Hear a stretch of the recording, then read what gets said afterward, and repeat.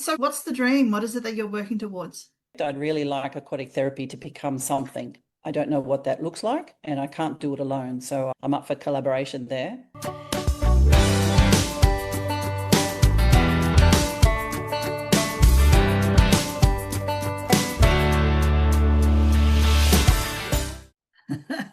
Hello, everybody. Welcome to Tuesday Chats, where we get together and have a chat about business and life and all the things in between that have gotten us to where we are today. Today, I am joined by Ruth Smith from Aquatic Mentors. Now, Ruth and I met, we've had a little bit of contact, but we haven't really spent a lot of time together. So I'm really keen to find out more about how Aquatic Mentors really work. Ruth, please let us know who you are, what you do. Thanks very much, Terri. Nice to be here too. So yes, I am Ruth, and I do several things. I work directly with children with special needs one-on-one. Aquatic therapy is what it's termed.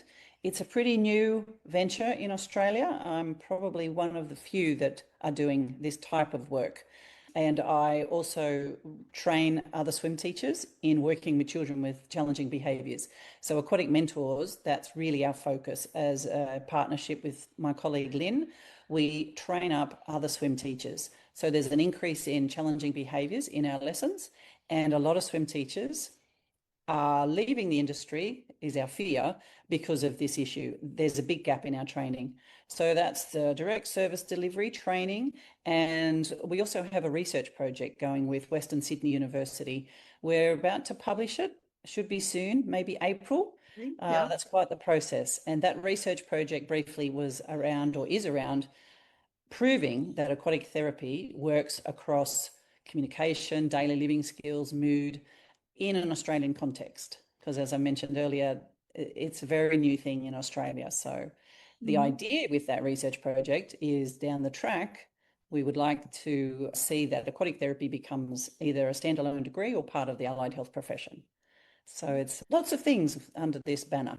Yeah, it's really, oh man, I've got a million questions. Shoot. So two big things. That when you talk about challenging behaviors, is it primarily things around like the behaviors associated with AD, autism, those sorts of things like OCD, what's the oppositional defiance, that sort of stuff? Yes. Yeah, okay. And does it also, because when I saw that when you talk therapies, my brain goes to like physical disabilities more than the behavioral based challenges, or do you cover all of it? Where's your focus sit? Is there a focus on this in these space? Just to divide that up, in the water, it's all of that. It could be a physical challenge, but it's more likely a challenge with the behaviour in the first place. Now, I want to be clear that we're not saying that people with disabilities have challenging behaviours, nor are challenging behaviours only with people with disabilities. Yeah. Challenging behaviours are in the neurotypical community as well. You know, our own children, there's challenging behaviours. But the training that we do into the heads of swim teachers is all around strategies and techniques and the learning of why the behaviour is happening in the first place, why it's presenting by that child in the first place, especially if it's not on the medical form or there is no diagnosis.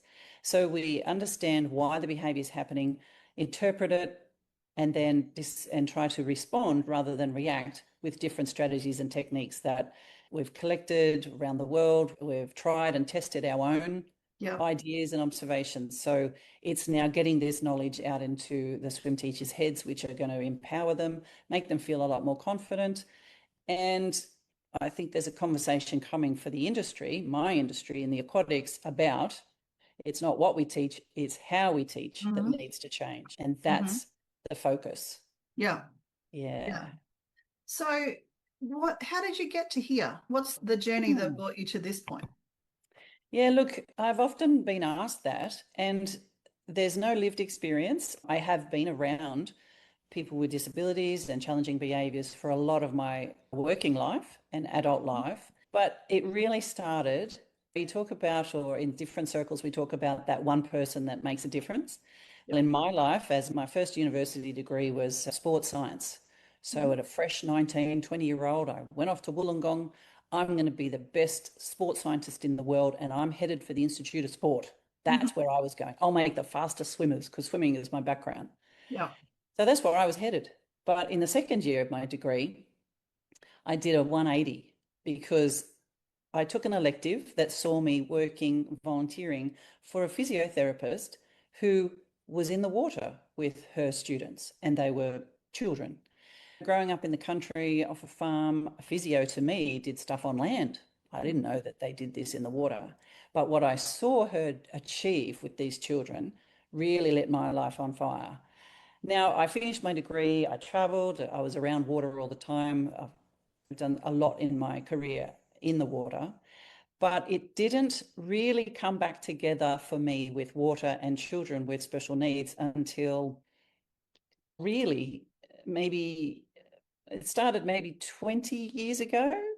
And I've always taught swimming on the side or coaching, and I started to see children that were challenged in different, whether it was a processing issue or they just weren't coordinated as much as other kids. And I just started playing around with maybe different words I would use or a different approach.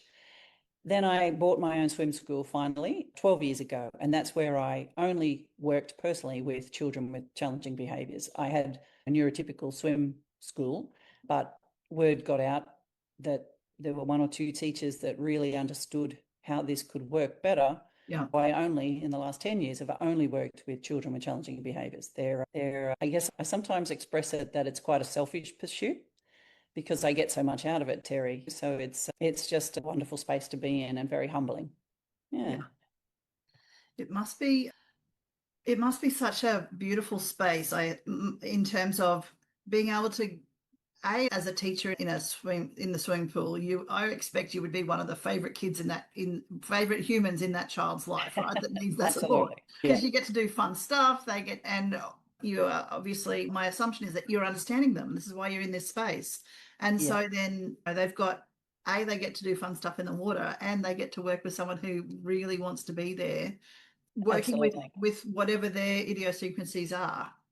Yeah, and swim teachers are a rare breed. We are aquatic professionals, and we're a rare breed, I think. So you're right. And so with the swim teaching on a mass, because you've got a group generally of 3 to 5 or 6 children even that's learn to swim, these techniques and strategies certainly improve the lesson and the structure and a teacher's confidence. And then when we move to the aquatic therapy, it's different from hydrotherapy. It sits squarely, I believe, between hydrotherapy and a swimming lesson. So it's squarely in the middle. Hydrotherapy is around rehab. If it's broken, we'll stretch it, we'll try to repair it. Swimming lesson, generally stroke, technique, stamina, all those things. Whereas in the middle is the aquatic therapy. So we're working on safe propulsion, whatever that might look like for that child.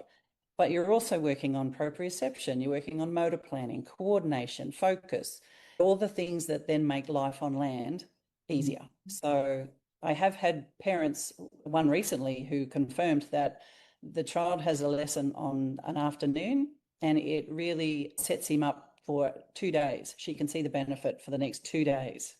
So that's observational. We can't prove that. Yeah. But I think parents know their children well. That's fabulous feedback. Yeah. So if you can put those techniques and strategies into a group class, you're going to have a similar response and outcome.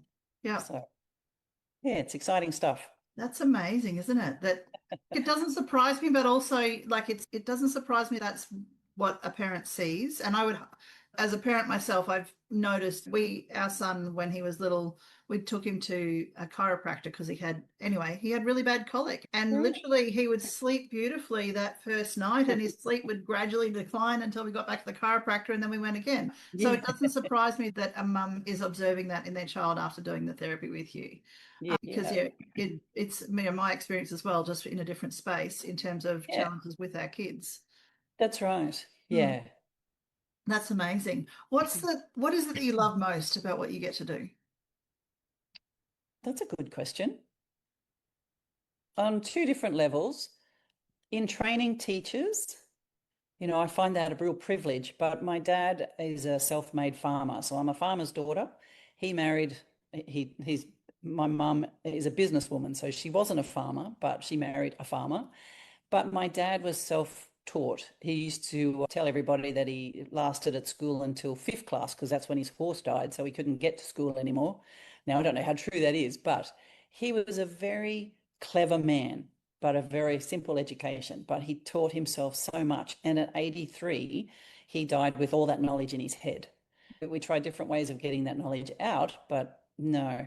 So I don't want to die with this knowledge in my head. So I want to share it. I want to collaborate. And Lynn is the same. She's a little bit down the track than I am, a bit older. So that's what I get out of it, being able to share the knowledge that I find exciting and interesting and so useful.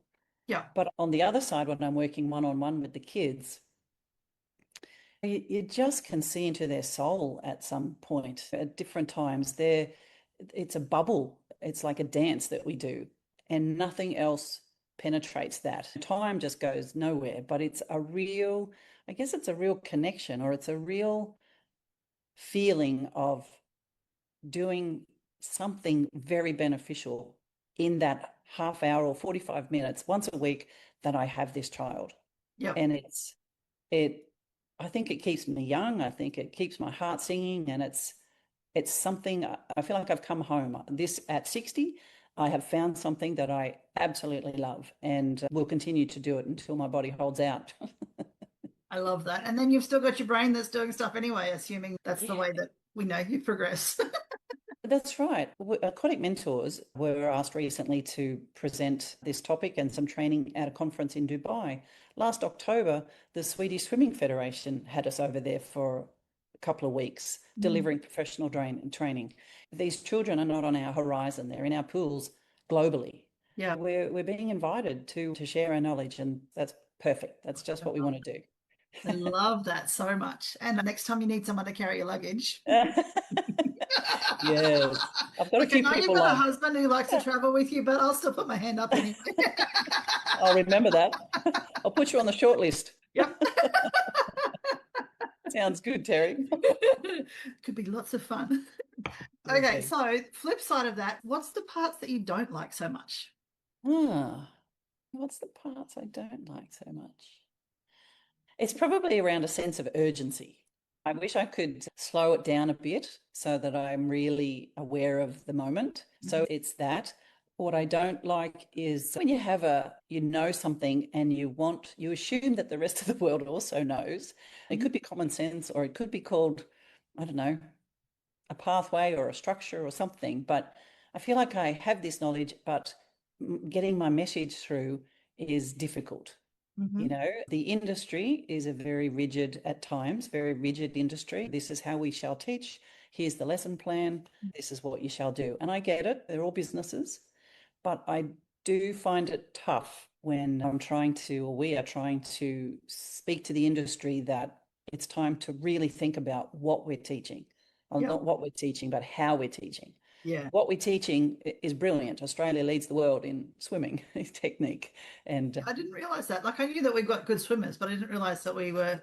That could be a big statement, and some of your audience might research that and see that I'm wrong. But when I'm in Sweden, I tell you what, they see us as the pinnacle because of how we do at the Olympics. Yes, it's a bit hard to swallow because there's such a small percentage that are really good swimmers here in Australia. Around the world, it's the same. It's how we're teaching that needs to change. We need to drag the industry globally into the new century.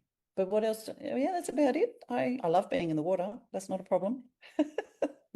I would like, one thing I don't like is I do wear a wetsuit sometimes, and they're not made for chlorine. So if somebody out there can come up with a fantastic fabric that us swim teachers can wear that's chlorine resistant, that'd be one thing. That's one thing I don't like. I guess scuba is designed for salt, isn't it? Like a wetsuit. Yeah, I never considered that thing. Yes. So my wetty, I only wear it a couple of months in the winter. Maybe I'll get 3 seasons out of it, but really they do deteriorate, and you can see it. But and they're not a low-cost item to only get 3 seasons out of. Yeah. That's right. So if you can guarantee that I can wear it and I'll get a few more than 3 seasons out of it, winters, it's not like I'm wearing it in Melbourne, maybe a lot longer. I'm up in the Northern Rivers, so our winters aren't that cold, but Yeah, so that would be one thing I don't like. There we go. There's a challenge for someone who's listening who's into fabric That's stuff. right. Yeah, get in Research. touch. Yeah. Yep. Like, you've got willing participants that want to test your fabrics and Yeah. feedback. Yeah, Yeah. look at, and it's not just me. Like there's a lot of swim Yeah. teachers that would wear them. Just can't find a good one. Yeah. Or I haven't found a good one. That should be a nice statement. Okay. Righto. Let's put the challenge out there. Anyone who's listening, if you've got connections to a fabric that works, then let us Look know. me up. Yeah. Yeah. So what's the dream? What is it that you're working towards? Hmm. Again, a couple of things. With the research project, I'd really like aquatic therapy to become something. I don't know what that looks like, and I can't do it alone. So I'm up for collaboration there. I want this modality known. I want physios and OTs to understand that they know of this modality of being in the water, but it's been my experience that a lot of OTs and physios don't particularly want to be in the water. And so that's where I can see a marrying between the allied health industry and the aquatics industry. So the swim teachers and the allied health work together Yeah. as aquatic professionals. And I think there's a lot that can be done there. So that's something I would like to do. I would like more children, early intervention, to have access to this speciality that I have. We all know it's there and we dance around it, mainly probably because of the NDIS, but I don't want to go there. But the benefits are so incredible, and now with the research we've got proof that it should be accessible to a wider variety of children. And swim teachers, I would like them to see that this is an avenue that they could do.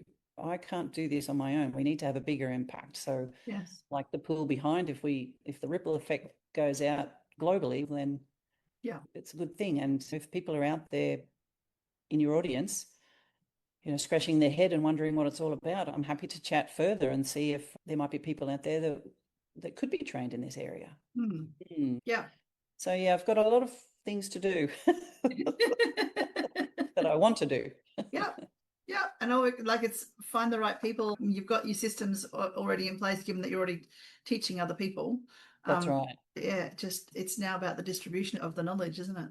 It is. And to be open to it, Yeah. to be open to new thinking, new knowledge. I fund my own study tours, so to speak, and go overseas, not just to being asked, but for years I've been doing this and gathering. I'm doing different courses that pop up overseas. And Yes. I just have this thirst for knowledge because I find it such a fascinating area.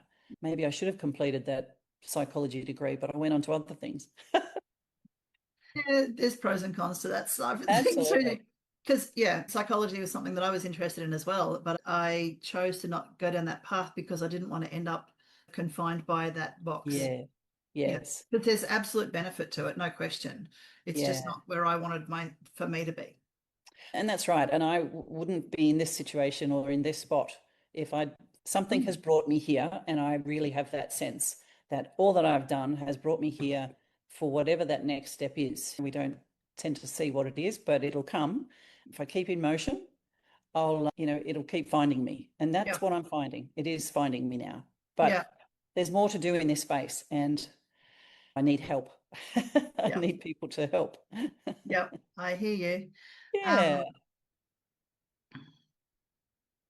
Sorry, I've just had a urgent thing pop up. I apologize for this. No, that's okay. Maybe we should deal with it. So the whole... Did you want to deal with it? No, it's done. I'm just getting my brain back on track. That's okay.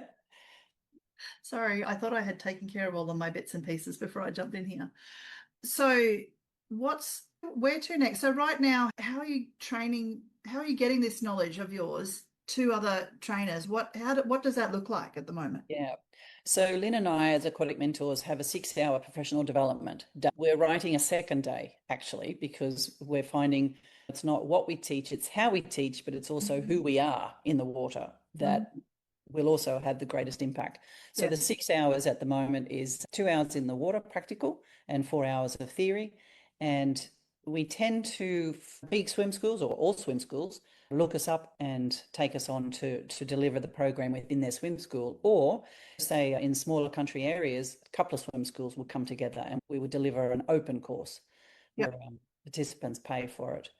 And we're looking to the big three, big organisations in the aquatics industry. There's lots of associations in the aquatics industry, but Swim Australia, Royal Life and Oswim, we're looking to have our PD accredited so that points will be applied to the swim teachers, to their licenses. It's a slow burn, but progress is happening.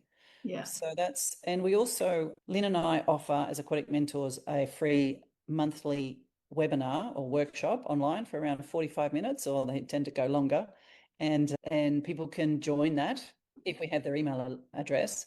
And those sessions are around, it could be Lynn and I discussing behaviours and delivering 3 strategies that you could use in your next lesson straight away. So parts of our PD will be in there as education. Or another one we did was a parent that came in and explained to us what do they need from swim teachers, especially with a child that was challenging behaviour. So the fellow has Down syndrome. And so and that was a really great hour. And actually Hood, who is the boy in question, he actually was asked a couple of questions, and at 11 he did a great job. So they're very interactive and very educational. So we've got people all around the world chiming in for those now, which is great. That's amazing. It is amazing. We speak from the stage, so people will be hearing about our research that we've done or getting to done. Nearly done. But yeah, if there's interest with people in any of what I've spoken about, whether it's research or working or being trained up in this field, happy for them to get in touch with us for sure. Yeah. The QR code that's on your background, does that connect through to your site so that people can get in touch? Yes. Yeah. And they can book a 15 minutes or a half-hour chat, a Zoom chat. Happy to do that. And I guess the info at aquaticmentors.com.au might be advertised too. It's not on my side here. That's okay. We'll set up, like when we so this is being shared to Facebook right now, so if you want to put all those links into the chat so that people can find that as they're looking at this, but when it becomes a podcast recording, we'll make sure that those links are included in the comments and stuff in there as well, so that people can find you, because I think it's so important, right, that we find that your knowledge can be used to help teachers in all levels. Absolutely. Swimming stuff. And when my kids were little, so our kids are now 23 and 19. And when they were little, I had the time and the brain space, and we had the budget for for one activity. And we chose swimming as the thing that our kids did, because I knew it was it was such a great sport for them physically on so many different levels, but also it was a sport that could potentially save their life. Yes, absolutely. Yeah. But it's also, if you consider somebody, say, who has cerebral palsy, and this has been my experience, say left side weakness and difficulty swimming on their front because the mouth can't be closed for this particular lady, we had her swimming laps eventually with the neck strength improved, her core strength. She was swimming on her back with just the propulsion that she could make with the other side of her body. We had to teach her how to counteract the rolling and where her eyes would go, and there was a lot involved. It took a long time to be used. But now it's recreation for that woman. Now she's a woman doing that.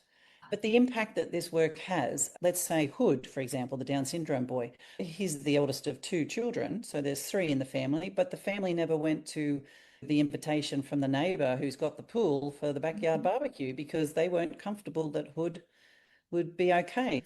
So all the families stop socialising. So if we can get the child safe and the parents feel comfortable, and then we can all socialise confidently. So it just has this flow-on effect, Terri.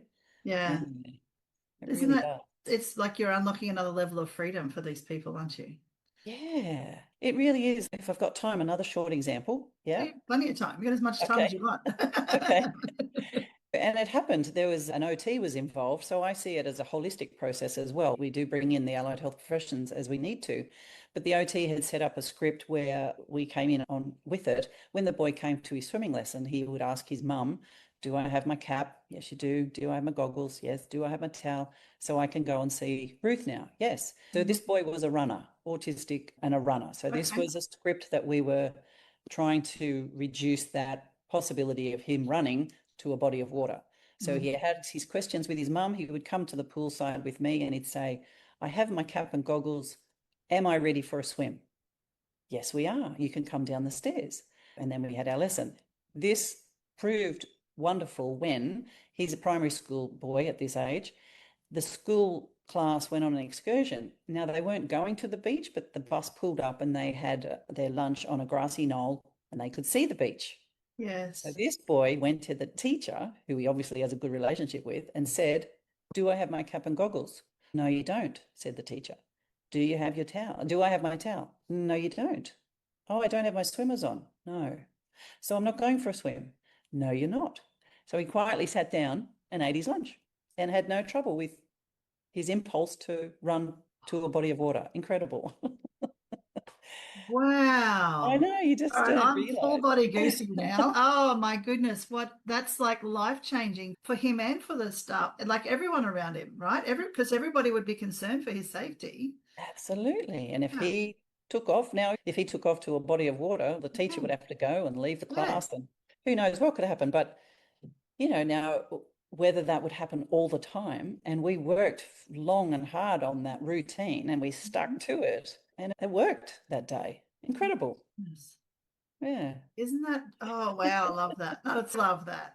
So I Mm. could give you all examples for a while. I've got another little boy who, prior to COVID, came to see me, and he was 4.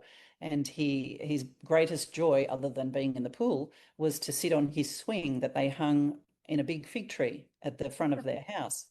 So he would swing, and his core strength got stronger, his fine motor skills, he could hang on to the rope and Yep. eventually propel himself. So then COVID happened, and that was pretty disastrous. So I was in touch with a lot of the parents, but this particular parent rang me and said, oh, look, we've had to take the swing down. And I said, why is that? She was wondering when swimming was coming back, when the aquatic therapy was coming back. And I said, why did you have to take the swing down? And she said, Sonny, and she won't mind me mentioning his name, Sonny kept falling off. It wasn't safe. And she said, the funny thing is, your therapy was the only therapy we were doing prior to COVID. So Oh, no longer was his core strength there to actually sit and propel himself. No longer could he hold himself on the swing because the time in the water was no longer there. And, yeah. so again, I think that's an observation as to the benefit of what we were doing in the water with him, which was around core strength, breath control, fine and gross motor skills. He was nonverbal. Some speech was coming. So it's just such a magical medium, Terri, that we need to be in. Yeah. Yeah. Yeah. This man, I hope you've got records of these stories, like of Yeah, so that other people who just need that little bit of an inspiration. It must be so hard as a parent. Parenting for any child is a challenge, yes, but parents who have got kids with these extra needs to get that yeah, little bit of inspiration of this is what other people have experienced in this space. yeah. Yeah, I hope And you've got lots of them out there. I do, and even children that are within groups that seem neurotypical that are challenged with their behaviour in a swimming lesson. I could I could count on one hand the amount of times I've heard parents say, look, they just don't understand. We've been asked to leave so many swim schools because the challenges. If we work backwards and have the teachers understand why the behaviour is there in the first place Yeah. and implement strategies and techniques, it sounds simple, but it's a work in progress and it's not something that comes quickly. But if you're a swim teacher with a whole heap of tools in your swim bag that you can pull out on a daily basis, oh, let's try this one, and you've got the creativity and the freedom to do Mhm. that, I think our industry will be very healthy and sustainable for a long time to come. Yeah. It's like I'm so glad that you and other swim professionals do this work because it's so needed and also must be so challenging because as a parent who like my professional stuff is not even close to kids, right? I love Yeah, kids, but it's not where I work. But you no. see so much of these behaviors and it seems to be like this, it's so needed and yet there seems to be not a lot of, there doesn't seem to be a lot of that formal education that sits in Mm. that training to help to equip a teacher in this space. That's right. The industry, there is a gap in that industry, and we're letting our teachers down. You're right. And sometimes young teachers who come in, they see this behaviour and think, oh my God, I don't know what to do here. That would be Yeah. probably me at 19 at my first job.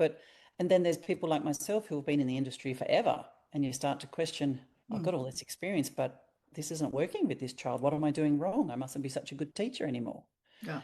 We don't want that to come into our industry. Yes, it's daunting, but we don't have to fix it on the first lesson. Let's get creative and use our brains and be flexible in how we work with these kids.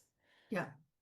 It must, and even just from the teacher's perspective, to get to the point where you are so like at your wit's end in terms of getting to the point of needing to ask a child to leave the school because of all the things that you've tried have not worked, child's own safety, impact on the other students, all those things that ultimately play into that decision of asking a child to leave. If I was a teacher, that would break my heart. Absolutely. Yeah, that would, but it probably would set your own confidence back. Oh, I've had to accept that I can't work with this child. In my career of 42, 43 years, I've probably 3 or 4 children I've admitted that, hey, I can't work with this child. And that's okay.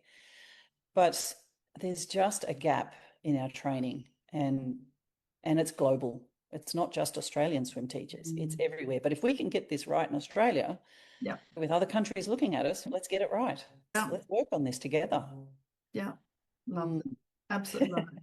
All right, one last thing before we wrap it up. What's the biggest takeaway that you want? What's the biggest thing that you want people to remember when they think about you and the work that you're doing? I guess a couple of things. I've thought about it recently. I mentioned I grew up on a farm. I went to school with 1,500 kids, like a very small school. And I just believed in what I was doing all this time. At times you don't. But here I am now on an international stage. Like, who would have thought that would have happened? I have a message, and I do believe I have a genius in this area. I don't know it all, and I'm still learning, which is very exciting. But I wanted people to take away that this is up for sharing and collaborating, and let's get on this journey together. We're building a community online, but I also wanted the takeaway to be for parents with challenging behaviours with children, there is another option, depending, I guess, where we live. If there's swim teachers out there who have this passion as well in this particular space, and not all swim teachers care for this space, and that's fine too. But there is a community out there. You won't feel so alone. And it's a global community. And if we can help in training, that's on the tables as well. So let's start a conversation. I love that. Love that so much.